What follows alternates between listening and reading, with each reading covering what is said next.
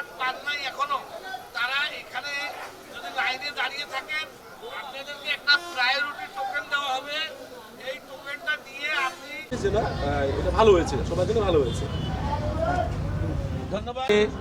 আমাদের পেট্রোল অক্টেনের কোনো সংকট নাই, একটা বৈশ্বিক সংকট রয়েছে, যে কারণে আমাদের জ্বালানি মন্ত্রণালয়, জ্বালানি খনিজ সম্পদ বিদ্যুৎ মন্ত্রণালয়ের মাননীয় মন্ত্রী মহোদয় বলেছেন যে আমরা যাতে যে কোনো ধরনের সংকট যদি সামনে আসে, সেই সংকটে যাতে আমরা মোকাবেলা করতে পারি এবং স্বাভাবিকভাবে ডিজেল পেট্রোল অক্টেন সাধারণ মানুষের কাছে, যারা গ্রাহক তাদের কাছে পৌঁছে দিতে পারি, সেজন্য আমরা একটা মনিটরিং সিস্টেম আমরা শুরু করেছি।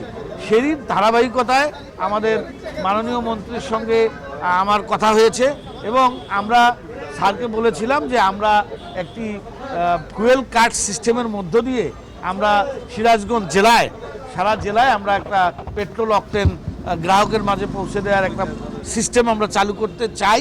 আমাদের কাছে মনে হয়েছে যে এই পদ্ধতিতে সকল গ্রাহক তার প্রয়োজন অনুযায়ী কার্ড, ফুয়েল কার্ডের মাধ্যমে পেট্রোল অক্টেন পাবে।